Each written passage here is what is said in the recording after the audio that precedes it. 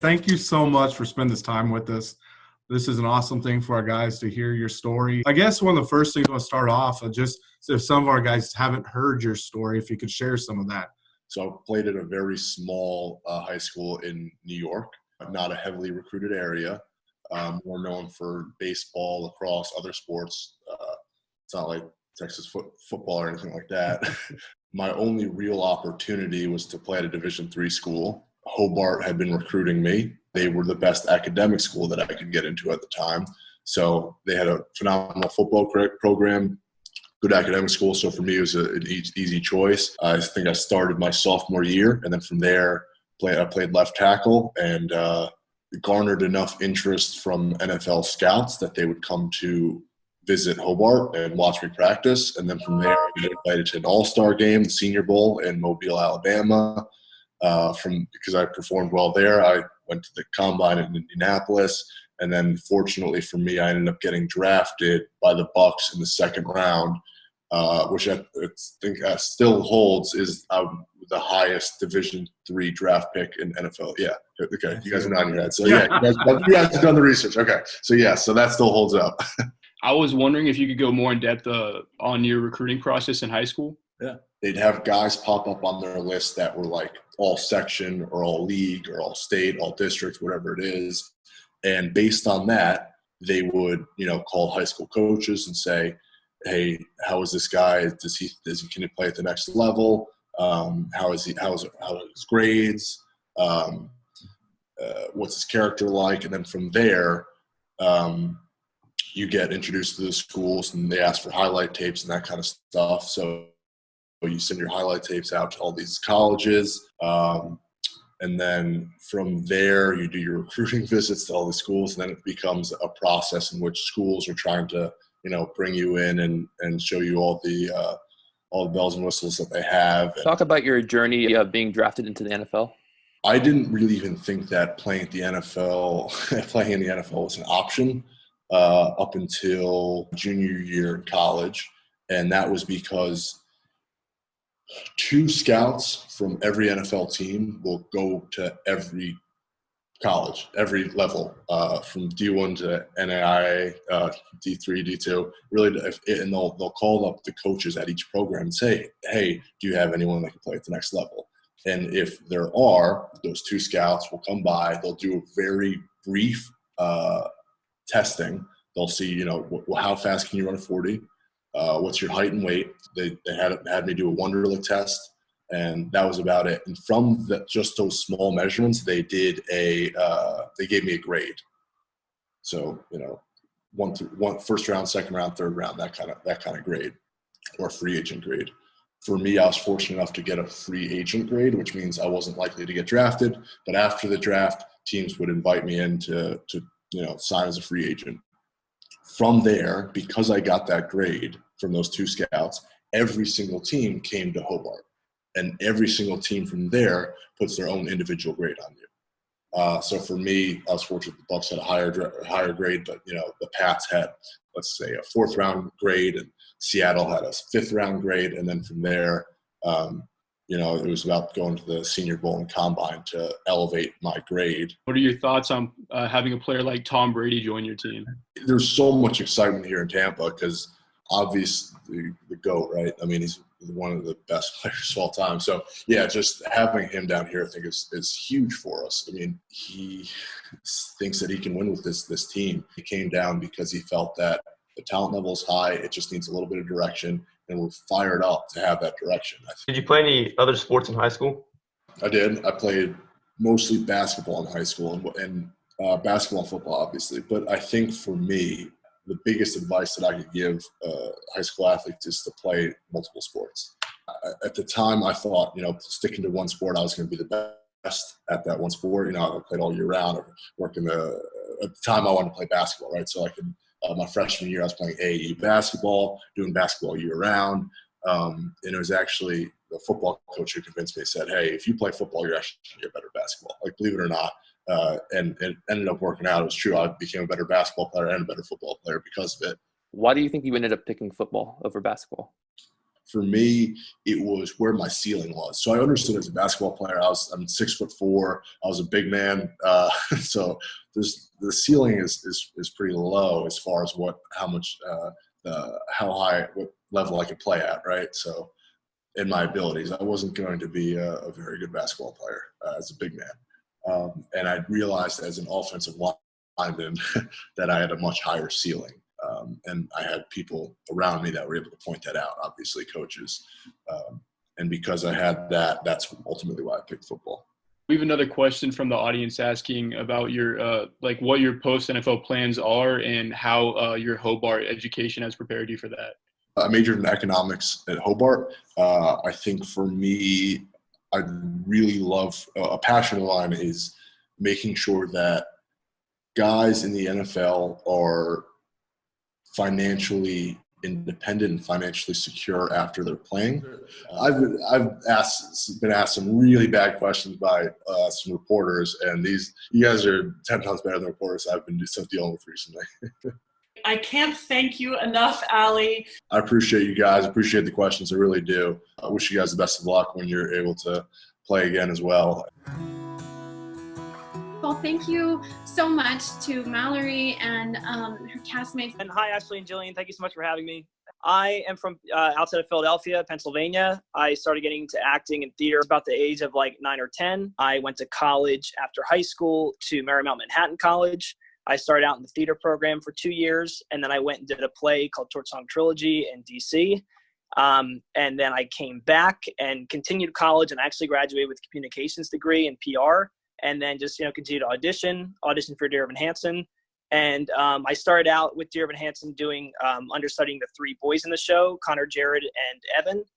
And then about 6 months or 8 months in, I started taking over the alternate position. So basically, I alternated as Evan Hansen. So I would play the role as Evan Hansen for 2 or 3 times a week, always 2 or 3 times a week. But mainly then I focused on just playing Evan Hansen. And then when needed, I would still understudy the other 2 boys in the show. I was with the show for 3 years, and I played Evan Hansen for 2 years. I'm from Houston, Texas. I went to the Performing Arts High School here, and then I went to Pace University for musical theater. Then I booked Dear Evan Hansen my junior year. I played Alana, and my contract was for 6 months on Broadway and then 10 months on the national tour. I started doing theater. I started dancing a lot when I was a kid, and I did a lot of dance competitions. And then I did the national tour of Annie, which was really long and cool. And then I went to college at the Boston Conservatory, and my senior year I was in and out of auditions for Dear Evan Hansen a bunch of times, and I actually auditioned 9 times total, which is crazy. And then July I took over for Zoe full time, and I'm still at the show now. My name's Mallory. I grew up in the Woodlands. I started doing musical theater when I was 5, I think, and I started out at Class Act, and then I auditioned to be in the Huts Humphrey School of Musical Theater Academy when I was 7, and so I did I did all my training and did tons of shows at the Hobby Center downtown. I got an agent when I was, I think 12 through my YouTube account. My mom used to post videos of me singing, and I got a Facebook message. And so that's how I was able to audition for stuff like Dear Evan Hansen. And then when I was 17, it was the summer before my senior year, I got an audition to be the vacation understudy for Zoe. At that time, it was still just the original cast, and I got it. And then I went up and I understudied the role for 2 weeks in August, started my senior year, and then I came back in January to vacation understudy again. And then I found out that they wanted me to take over the role in December. It's a weird timeline. And then I did. So then I became the first replacement for Zoe. Very exciting. And then I left the show at the very end of July. But what was one of your greatest challenges? I always say the show was so easy to do for the first, I'll say 4 months. Because there's you just, especially me, I had been a vacation understudy for the few times before, and like all I wanted to do was actually get to do the show. And it was like such a drawn out process. It was a year from when I first learned the part to when I finally actually got to do it. And so it's like the most joyous thing, like, you know, feels like a fairy tale, blah, blah, blah. And then kind of what Sammy was saying earlier, how Broadway kind of becomes normal, because no matter what, anything you're doing, if you keep doing it every day, it's gonna start to feel, eventually it's gonna feel like a routine. And that is a big challenge when you're doing a show for a year, is after you've done it so many times, 8 shows a week, just Mondays off, like how to keep it fresh and exciting. And like, it's so easy to just like totally check out, and your body will still do what it needs to do, but it's not fulfilling when you do it that way. And also on days where you just really don't feel like doing a show, that can be, you know, that can be anything from any job you do. You know, there's just days where you just really don't want to go to school, you don't want to do something, and that's how it felt, where it's like, man, I really don't feel like doing a show today, but you just have to kind of rise above it and do it. Personally, I have a lot of anxiety, and like to go into a show feeling anxious or feeling sick and learning having the skills to like still get to the theater and do the show, even if it's 50%, still doing it because it's your job, and like how to navigate that if you're having like I've had panic attacks on stage where I've had to be, and Mallory knows, like sit completely still and not move. And like when I'm anxious, I just want to be like, okay, I gotta like get back in my body. But like so much of it is just up to chance and what they need at that moment. Yeah, I auditioned a lot. Persistence and no's are common. Like, what is the best piece of advice you've been told or learned since you started in the business?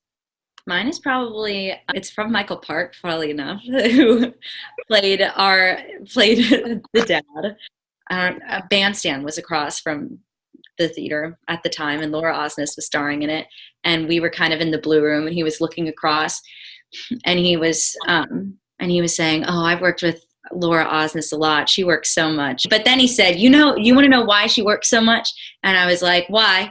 And he said, "Because she's so nice, and people really love working with her. She's just so sweet to everyone she meets. She respects everybody. And so people keep wanting to work with her." And I even wrote that in my, I remember it so well because I wrote it in my college essay. That was like my big college essay, was about my Evan Hansen experience. And that was the last paragraph. Pretty good essay. But I thought that's very true, because word gets around. Like we hear about people in other theaters and the reputation they have, and people aren't going to want to work with you anymore, and if you're not nice. And so that's a big, you never know, like just be nice to everyone, because you never know what's going to happen, who's going to be where 10 years down the line, and you want to be on good standing with everybody you meet. Different directions, but to stay like grounded and not get ahead of yourself in any way. I just thought that was like a good piece of advice. So like with the audition process, it's just not taking it personally too. Like it's kind of like throwing darts. It's, understanding that people don't get jobs for reasons that are beyond our control. Like, there's only one of you, so stop trying to be like somebody else. There's only one Gabby, and there will only ever be one Gabby. And like, instead of trying to change myself to be something else, like find those things that make me me and expand on them, because that's just going to make me more specific, I guess, as an actor. That's really beautiful and incredible advice. Thank you guys so much. And so today we have a really special guest named Julius Rodriguez. I got to work with a whole bunch of different kinds of people and artists, everyone from Wynton Marsalis to A$AP Rocky to Vince Gill to Macy Gray to Anderson .Paak to who knows else. So I'm trying to learn the tenor sax, and as someone who's learned a lot of instruments, what do you think is the fastest way to learn a new instrument? When I was just starting out music, my parents had a family friend who was the first African-American teacher at the Peabody Conservatory. And she gave my parents this great advice and said, Julius is obviously interested in a bunch of different instruments, but if he learns the piano first, he'll learn the fundamentals of music theory, and that'll make it way easier for him to learn any other instrument he wants to after that. So making sure you keep up with your piano skills and theory and reading music is going to be what makes it easiest to translate to any other instrument. Once you have all that, it's really just the physicality of playing the saxophone or any other instrument that you choose to play. Just curious who your biggest inspiration is to the type of music you create. The first one is Thelonious Monk. The reason it's him is because, you know, in his time where he was creating what he was creating, he was not afraid to be super unique. You know, no one else sounded the way Monk sounded.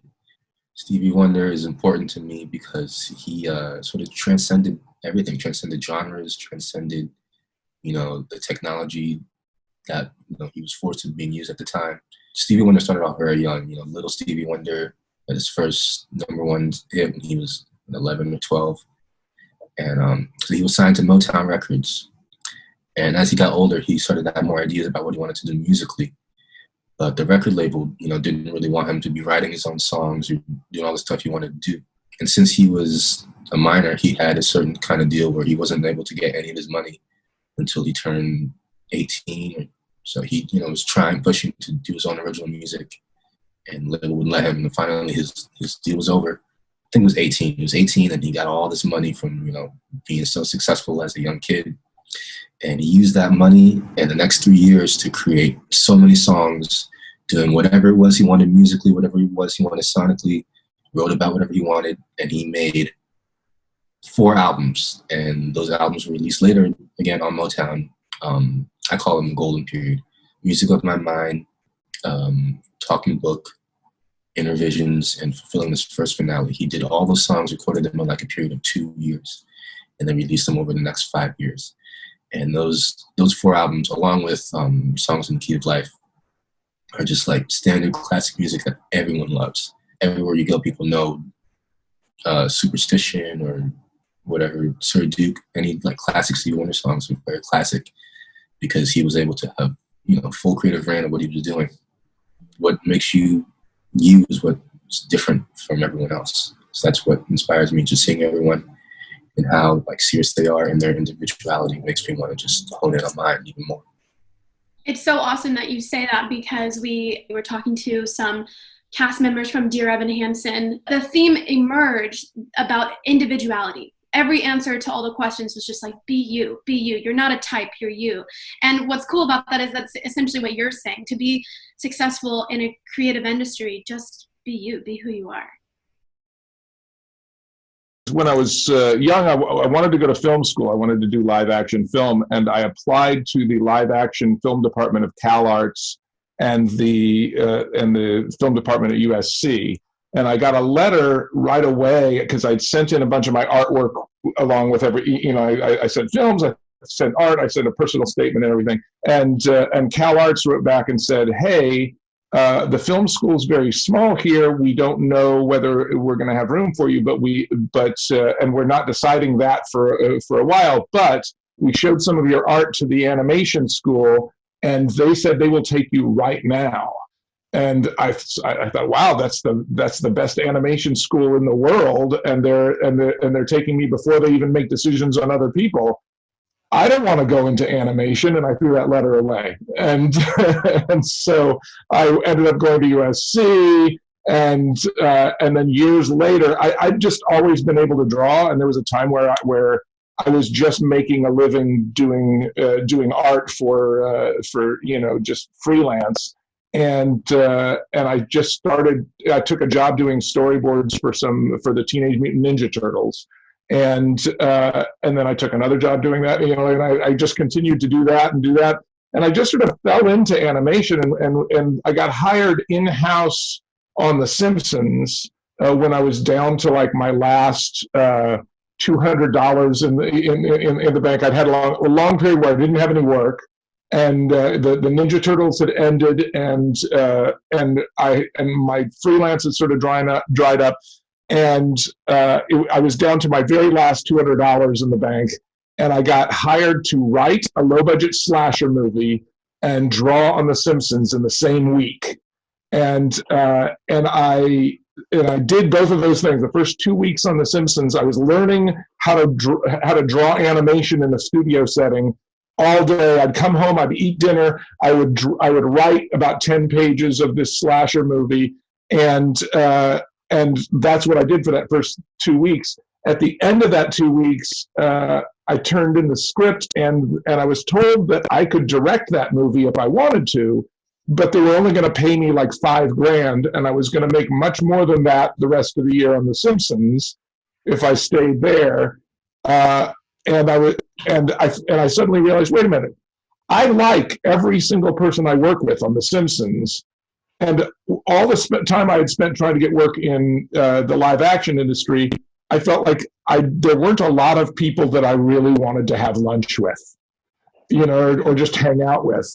And I was like, I think this is my tribe. I think I should stay here. And so I stayed there, and that's how I ended up in animation. Phineas and Ferb, we created in 1993. Hold on, I have the original Phineas drawing. Hold on one second. I haven't put it up yet. I brought it home from work.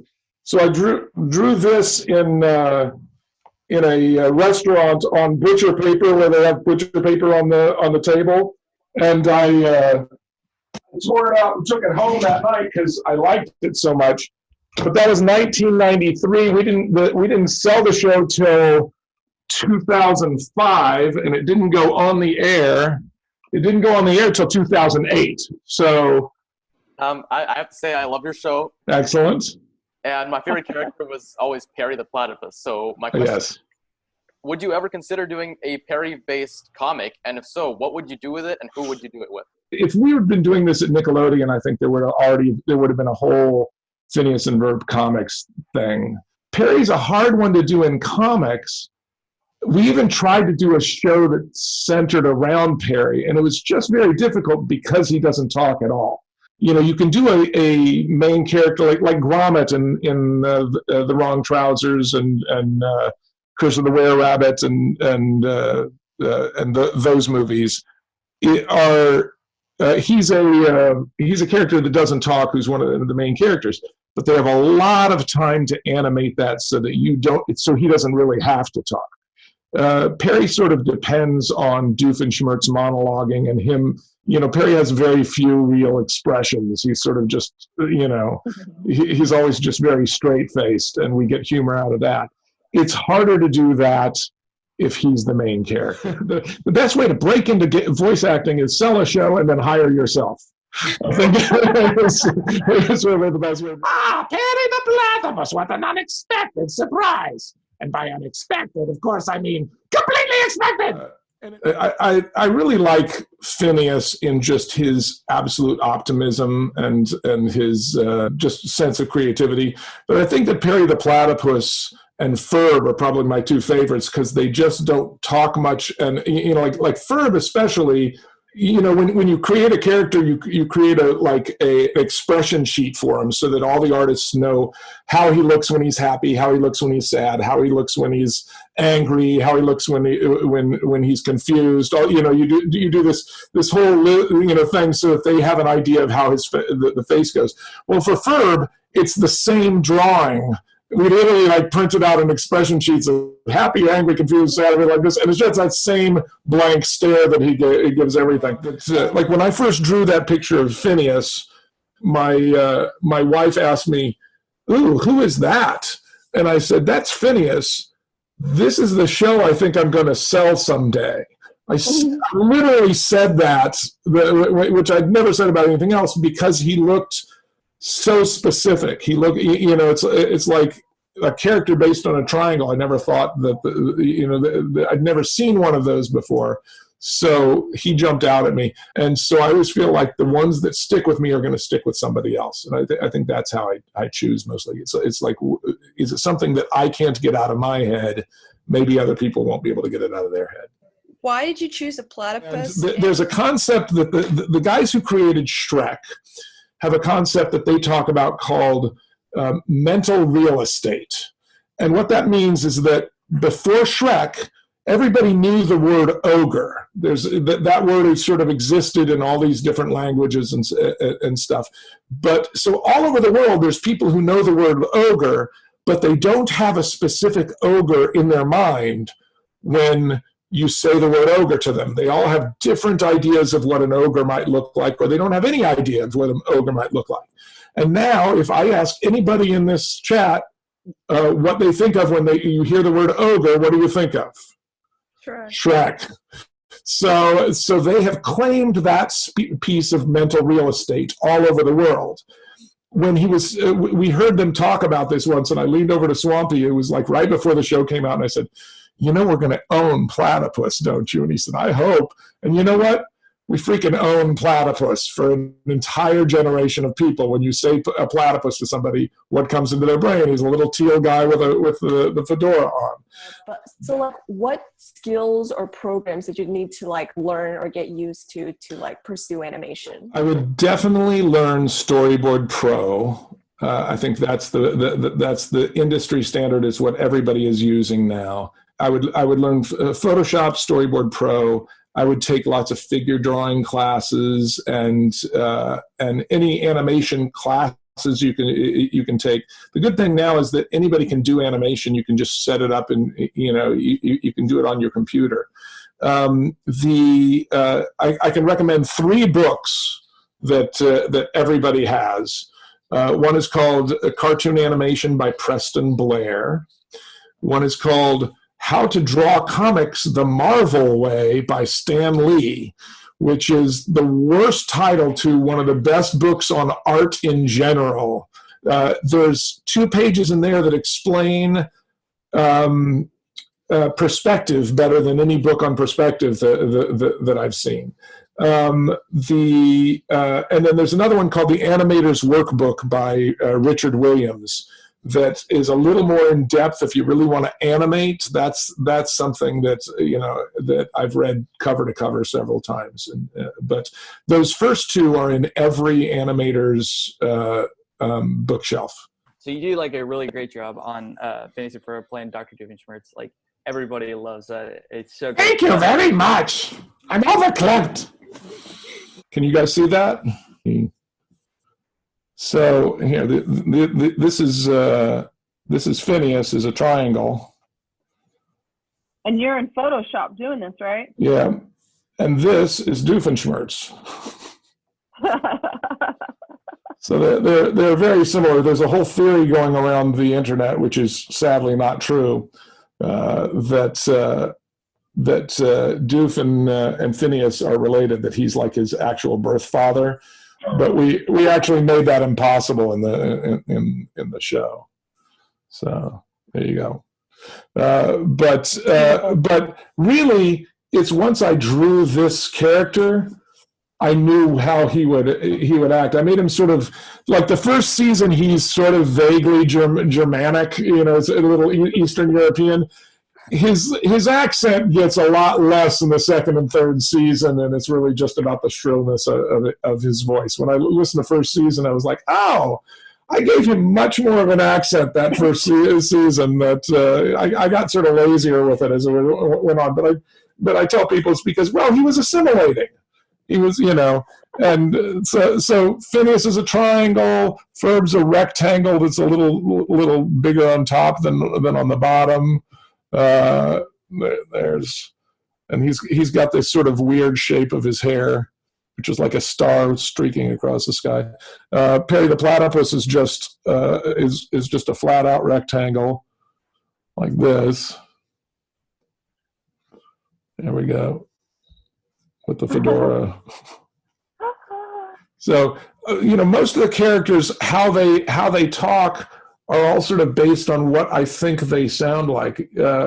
Isabella is named after my daughter, who wasn't even born yet, but we knew we were having a girl. Her name was Isabella.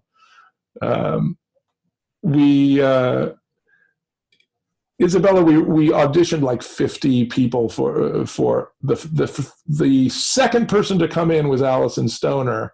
She knocked it out of the park, and nobody else did anywhere near that. Like as soon as I heard her talk, I was like, "Oh, that's Isabella's voice. That's just what she sounds like to me."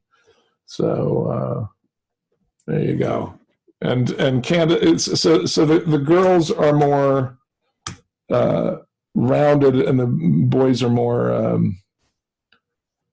Who's Candace? Mom. Yeah. There you go. There's Candace getting angry. Mom. There you go. But Doof just sort of He also developed more the more I had more people writing him. Sherm Cohen, who is the supervising director on SpongeBob these days, was the first one to have Doofenshmirtz say, "I'm going to take over the entire tri-state area," because he thought that was just a funny gag. And then I was like, that's all he's ever going to want to do. It's like, but that's the thing that I think impresses kids the most is doing the voice, because they don't quite understand, you created a show. What does that actually mean? What does that all entail? Is when I do the voice, then suddenly that's a weird magic for them together. And as far as words of wisdom, I think the best advice I can give people, especially at your age where you're approaching adulthood and you're going to go out into the worlds and do things, is don't let anybody tell you you can't do something for a living. I was told so many times growing up in Mobile, Alabama, that you couldn't earn a living as an artist, and you don't have to. If you want to work in animation, you'll earn a good living. You don't have to sell a show. Everybody who works for me has makes their house payments and is able to live comfortably in LA. But it's not just whether you want to do art or music or whatever you want to do for a living. I would say figure out what you would do for free, and then figure out a way to get paid for it. And because if you love what you're doing, it doesn't matter how much money you're making; it'll always be enough. If you hate what you're doing, it doesn't matter how much money you're making; it'll never be enough to justify doing something you hate for a living. But that's the best way. I feel very successful because I've been able to do something that I love for a living. So it never feels like I'm a drudge. It never feels like work. I just get to go in and do all the things that I would be doing if I was unemployed. If I was unemployed, I would be sitting at home and writing stupid songs and talking in stupid voices and telling stupid stories and drawing stupid pictures. And they pay me to do all of those things that I would be doing anyway. So it's a good way to earn a living.